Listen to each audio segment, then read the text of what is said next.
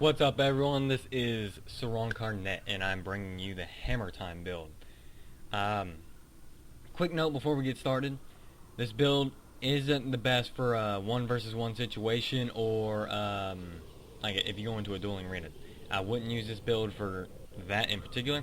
I have in the past; it's done all right, but compared to the stun build or even the sword longbow condition build, it doesn't do as great as those in a 1 versus 1 situation.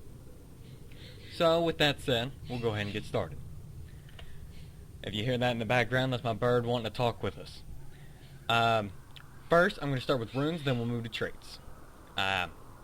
What I use for my armor runes is the the superior rune of the ogre.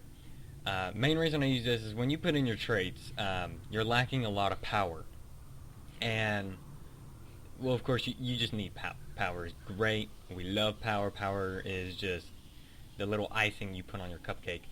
I like Rune of the Ogre more than the other power runes I could get, mainly because of the number 4 and number 6. Number 4 is awesome because you get an awesome rock dog every now and then. Who don't like a rock dog running around with them? Number 6 I like because it's just a flat increase, 4% increase to your damage. That's awesome. Can't beat that with a stick. It's just great. For the hammer, I use the superior rune of paralyzation. You could easily swap this with the sigil of superior accuracy to move 39 to 44. You could easily do that. Personally, I like the slight increase to my stun duration. I mean, I got this stun, and then you got the 2 stuns with, what is it? You got a knockdown, you got a knockback, and then you got the shield stun as well. And so all that's getting a flat 15% increase. I like Sigil of Superior Battle on my axe, mainly because I do swap between each one relatively often, so just having that increase to my is going to increase my power even more, which means instead of just having 2900 attack, I'm going to have I think I went up to 3,100, maybe a little bit more. And so it was nice to have. During the video, I actually swapped this with the rune of superior, or the rune of bloodlust. So every time I killed someone, I got like 5 stacks of might, or whatever that, 5 stacks of bloodlust, which would increase my power as well. So either one works. I got to the point where I thought the Sigil of Superior Battle was doing a little bit better. Of course, I put the Sigil of Superior Paralyzation on my shield again because of the stun, which allowed me to swap back and just doing more stuns with my shield. For the amulet, I went Knight's Amulet, one because I love having an ungodly amount of hit points. It's just fun to look at, and I think it drives people insane. The second reason I chose the Knight's Amulet was mainly because of the precision that the other amulet didn't have. If you've watched my video, you'll know that a lot of my damage comes from the crits. And having a good, it doesn't have to be an extreme amount of crit chance, but having a decent crit chance like this, a 39%, isn't bad to have. And when we get into the traits, you'll notice that this crit chance is really good to have, and I'll tell you why later on. It does lack a little bit of power. If you're looking for a more defensible build, instead of, like, if you want to sacrifice damage for armor, you could easily swap it with the Soldier's Amulet. You'll get more toughness, more power. You'll have 3,200, plus all the stacks of might or bloodlust if you're going that way, and you have a shit ton of armor. So this is just flat more armor. You'll get more power, so your damage will be more power-based instead of crit-based. So it's really just whichever you want to do. I found I did more damage with the Knight's Amulet than I did with the Soldiers, but if I was looking for more survivability, I would go Soldiers. On to traits. This is the standard of what I put it at, and I'll explain why. I'll start with arms. The 50% in critical hit chance against stun foes. I found this to be really useful because most of the hammer attacks are either stunning them, knocking them down, knocking them back. Just, it's always something. And that means my 39% now becomes 89%. Or if you're using that the superior rune of accuracy, it'll be, what is it, 89? It'll be 94%. So I mean that's always not, and that is the huge critical chance. But if you're using the soldier's rune, you'll have a 60% or 59% critical hit chance. So it wouldn't be bad for that as well. So if you want to use the soldier's rune, you still have some of your crit chance. It's just a little bit more stun based. Down to defense. I'm using Shield Master because, as you saw in the video, I normally swap to my shield quite often, and that it'll recharge 20% faster. I like having the extra toughness. Toughness is awesome, but you could easily swap that for the reflect missiles when you're blocking. I can't say I block too often considering I only had one block ability, but if you're into blocking and sending the little ranger backpedaler his attacks back at him, this is the way you'd go. I use Merciless Hammer because hammer damage is increased by 25% when a foe is disabled. Reduces cooldown of hammer skills by 20%. I love this, and I don't think there's a better trait in all of this build. And the reason why is because that means your hammer damage is increased by a flat 25% every time your foe is disabled, which is anytime that foe is not able to do what he wants to do, which is the stun, which is the backbreaker, which is the staggering blow. That's all those times. Oh, and that means if you swap over here and you did a shield bass and then swap back to do the combo of, I think it's backbreaker, staggering blow, then stun him, that's a huge amount of damage you're able to dish out in that little bit of time because he is now disabled for, I think, a good 6 or 8 seconds. It's a long time that your hammer damage is a flat increase by 25%, plus the 4% from your runes, so 29% increase to your damage. Spiked armor. This can be changed by pretty much anything you'd rather have. I went with spiked armor because I love the fact that when someone hits me, and most of the time it's going to be a critical hit. When you're in PvP, most of the damage coming from other people is crits.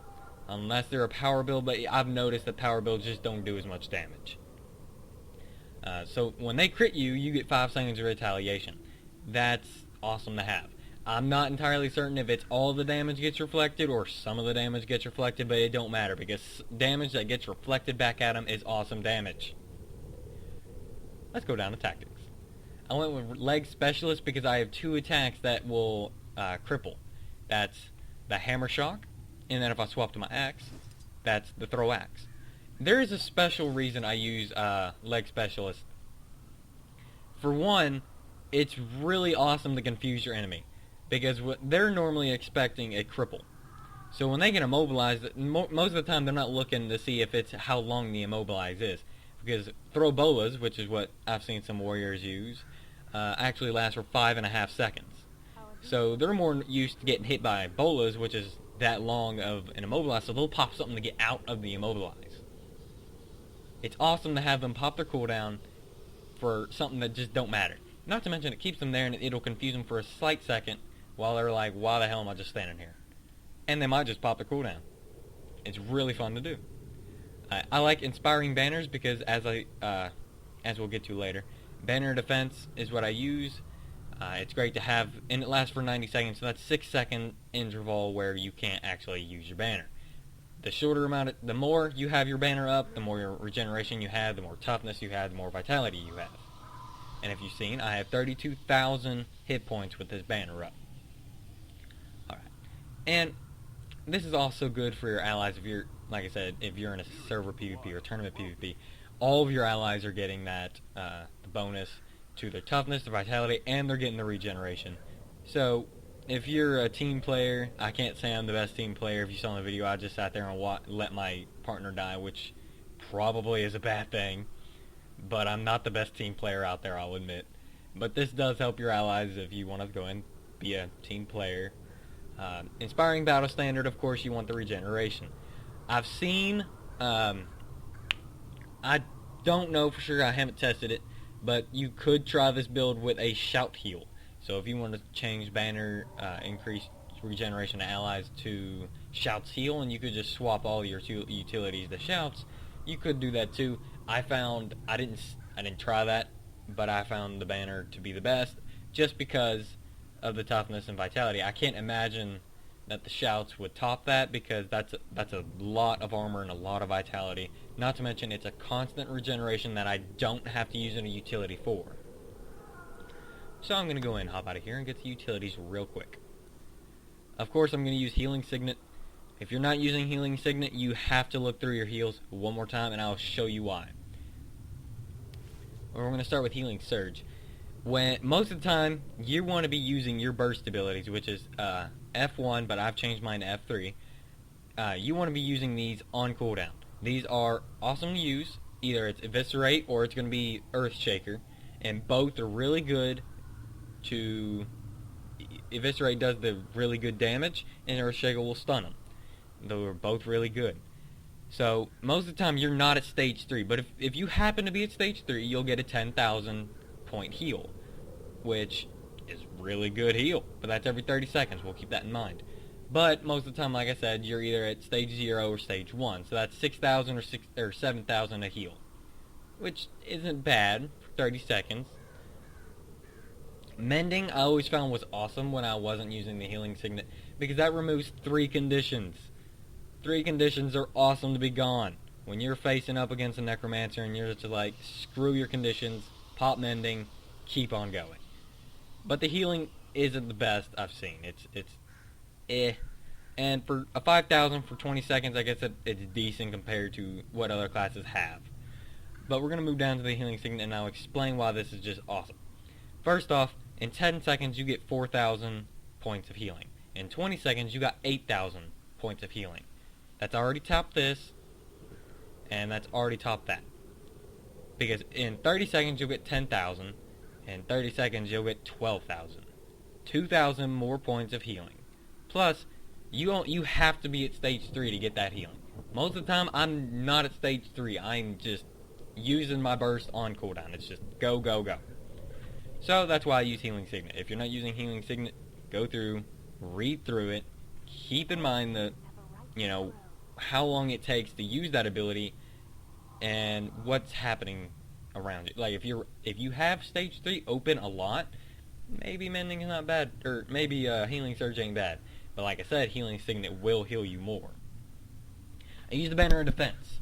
This is because I love having more toughness and having more vitality. If I throw down this banner, which I won't just yet, I will have 32,000 hit points and about, how much is it? 2,800 armor with my hammer, and 2,900 to 3,000 with my shield. I use Fear Me because this is awesome to have when I'm about to stomp my downed opponent, to fear away their allies who are trying to heal them or damage me. It gets them away. I can finish the stomp and keep on going. Or if they're just really annoying, like an annoying thief that wants to spam 3 with dagger, I'll just fear them and stomp them after. I hate those thieves. They annoy me so much. No dissing on those thieves. I just think there's a better... you can put more thought into what you're doing than just hitting one button, in my opinion. Doliac Signet, because that's... Now, I've had a lot of people tell me Doliac Signet is bad. It's awful. It's just bad. Blah, blah, blah, blah, blah. I disagree 100%, and I'll tell you why. Doliac Signet is probably one of my favorite signets, by that. Without my Doliac Signet, I have 2,500 armor. With my shield, I have 27 almost. So if I swap the Doliac Signet, I instantly have 2,700 with my hammer, and 2,800, almost 2,900 with my shield. That's a big increase. I love it. Not to mention the stability is nice to have. If you're up against a Guardian, you defeat them, and they want to use their knockback, pop this, it won't knock you back, and you can finish a stomp. It's great to have when you want to get that stomp off, and you know you need to get that off right then, and you cannot be knocked back because they're about to get healed by their friend. It's great. Finish it. It's done. I don't pop it very often because I love having the reduced incoming damage. But if I need to, it's there. I can have it. I use a Signet of Rage. I shouldn't have to go in a lot of detail on why, but I'll go into slight detail. I find the banner to be useless, really. Yes, it gives the same buffs, and I don't like it because the duration's only 60 seconds. So in every 200 seconds, I could throw this banner down. So that's 140 seconds that I don't have those buffs. So that's 140 seconds, or every 60 seconds I can have them for 40 seconds. So that's 20 seconds I don't have them. There's a big difference in that. The Rampage it's decent, I guess. I don't find it really does a lot of damage. That's just me. I don't think it's that great. It gives me 50,000 hit points. That's awesome, I guess. Not to mention, I love having a huge health pool, but it only lasts for 10 seconds. So 140 seconds later, you can do it again. It's just not worth it, in my opinion. So I go Signet Rage, and not to mention the passive ability is great. I do believe that is all. I hope you all enjoy the hammer build as much as I did. Do keep in mind, as I said at the beginning of the video, it's not the best for a 1v1 situation. If you can make it work, I would love to hear about it. Because I have tried it. It does decent as well as, most builds do. But it's not as good as the meta in any 1 versus 1 situation. See y'all. Have a great day.